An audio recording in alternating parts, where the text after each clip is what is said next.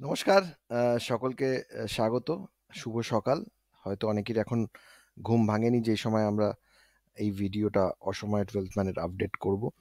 আ আজকের যে বিষয় আমাদের কাছে যে সমস্ত প্লেয়ারের প্রোফাইল ইস্ট বেঙ্গল দেখছে বলে আপডেট রয়েছে, সেই সমস্ত প্রোফাইল কিন্তু আমরা আজ একদম আম সকাল আ আপডেট করে দিয়েছি আমাদের চ্যানেলের কমিউনিটি পোস্টে। অসময়ে এই ভিডিওটা আনার মূল উদ্দেশ্য হলো যে ইস্ট বেঙ্গল কিন্তু যে সমস্ত প্লেয়ারদের দেখছে তাদের সেই প্লেয়ারগুলোর নাম এবং তাদের মধ্যে সম্ভাবনা যার উজ্জ্বল বেশি, সেরকম সেই সম্ভাবনার ব্যাপারটাও আমরা একটু আলোচনা করার জন্য এই ভিডিওটা আপনাদের সামনে নিয়ে আসছি। আমরা আমাদের কাছে যে সমস্ত প্লেয়ারের আপডেট এসেছে এবং যে সমস্ত প্লেয়ার ইস্ট বেঙ্গল রিক্রুটারদের নজরে আছে বলে আমরা পরশু একটা ভিডিও বানিয়েছিলাম। সেই ভিডিওতে কিন্তু জ্যাক রোলেসের কথা আমরা দেখাই, জ্যাক রোলেসের কথা বলি। এছাড়া আমরা এটাও জানতে পারছি যে বা বোঝার এটার আপডেট পাচ্ছি যে ইস্ট বেঙ্গল টিম ম্যানেজমেন্ট মনে করছে যে দুরকম সম্ভাবনাই আছে। মানে যদি দুটো প্লেয়ারের পরিবর্তনের সম্ভাবনা তৈরি হয়, তাহলেও এক ধরনের প্ল্যানিং আছে। এবং সেই প্ল্যানিংয়ের উপর বেস করে আরেকটা প্ল্যানিং এরকমও আছে যে যদি একটাই আপাতত নেওয়া হয় তাহলে সেই প্লেয়ার কে হতে পারে, এরকম একটা সম্ভাবনার কথাও শোনা যাচ্ছে।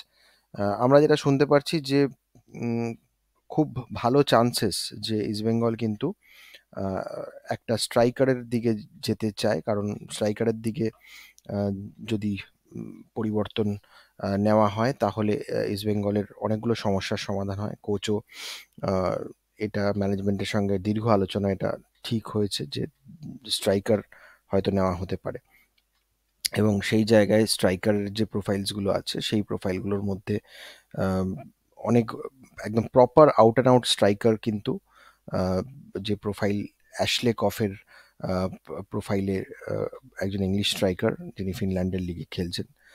তো সেই প্রোফাইলটাও কিন্তু যথেষ্ট সম্ভাবনা রয়েছে ইস্টবেঙ্গলের তালারের রিক্রুটমেন্ট, তালালের যে পরিবর্তে বিদেশি ইস্টবেঙ্গল রিক্রুট করবে তার তার সেখানে আসার সম্ভাবনা নেই।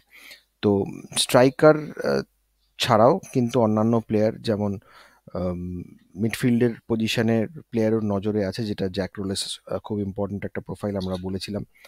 আহ, এছাড়াও আম, একজন স্প্যানিশ মিডফিল্ডারের কথা শোনা যাচ্ছিল, সেখানে আহ, লুই ফার্নান্ডেজ এবং লুইস ফার্নান্ডেজ এবং হোসে রড্রিগেজ, এই দুটো প্রোফাইলও কিন্তু খুব ইম্পর্ট্যান্ট ইস্ট বেঙ্গল ম্যানেজমেন্টের নজরে রয়েছে এবং তারা আম, দেখছেন। লুইস ফার্নান্ডেজ কিন্তু অনেকগুলো পজিশনে খেলতে পারেন, attacking position, multiple second striker position এবং আম, ত- তাছাড়াও অ্যাটাকিং মিডফিল্ড পজিশনেও খেলতে পারেন। তো এই প্লেয়ারটির প্রোফাইলও কিন্তু নজরে রয়েছে। এছাড়া আহ, জোসাবেদ সানচেজ এবং মার্টিন বেনগোয়াও প্রোফাইলও ইস্ট বেঙ্গলের কাছে রয়েছে বলে আমাদের কাছে খবর। আম, আশরর গাফুরভ এর নামও আমরা আমাদের কমিউনিটি পোস্টে দিয়েছি। আশরর গফুরভের নাম এই কারণে আমরা দিয়েছি কারণ পরবর্তীকালে একজন স্ট্রাইকার এবং ডিফেন্সিভ স্ক্রিন হিসাবে যদি কাউকে নেওয়ার সম্ভাবনা হয়, মানে কোচরা মনে করেন, সেটা আমি জানি না এএফসির কথা মাথায় রেখেও সেই সিদ্ধান্ত নেওয়া হবে কিনা বা সেই টাকার অ্যারেঞ্জমেন্ট করা যাবে কিনা। কিন্তু সেইটা হলে অবশ্যই খুব ভালো একটা চয়েস হবে এবং আশরফ গাফুরভ এলে ইস্ট বেঙ্গলের সিজন ডিফাইনিং একটা কিন্তু পরিবর্তন আসতে পারে বলে 12th ম্যান মনে করে। এবং সেখানে আহ, এই সামগ্রিকভাবে যে প্রোফাইলগুলো আমরা বললাম, আম, সেটা খুবই আহ, মানে সম্ভাবনা রয়েছে ইস্ট বেঙ্গল পরিবর্তন যা নেবে তার মধ্যে এই প্রোফাইলগুলোর মধ্যে একজন কারুর হওয়ার। এবং ইংলিশ স্ট্রাইকারের সম্ভাবনাও আমরা বেশ প্রবল দেখতে পাচ্ছি বা শুনতে পাচ্ছি, সেখানে অ্যাশলে কফের সম্ভাবনাও কিন্তু যথেষ্ট উজ্জ্বল। তো এই সামগ্রিকভাবে এই আপডেটগুলোর পরে আমরা তাকিয়ে থাকবো যে ইস্ট বেঙ্গল ম্যানেজমেন্ট খুব তাড়াতাড়ি কাকে অ্যানাউন্স করে এবং কার সাথে কথা ফাইনালাইজেশন দিকে যাচ্ছে। সম্ভাবনা কিন্তু এটা আছে যে ক্লেটন যেরকম খেলছে মাঝ মাঠে, সেখানে ইংলিশ স্ট্রাইকিং যে স্ট্রাইকার তার দিকে যেতে পারে ম্যানেজমেন্ট।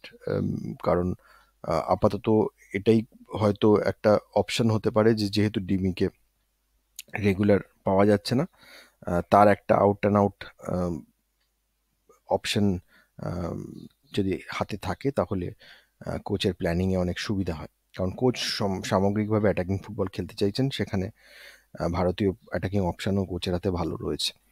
তো ওভারঅল এইটুকুই, এই আপডেটটা সকাল সকাল আপনাদের সঙ্গে শেয়ার করার ছিল, তাই আমরা এটা আপনাদের জন্য নিয়ে এসেছিলাম।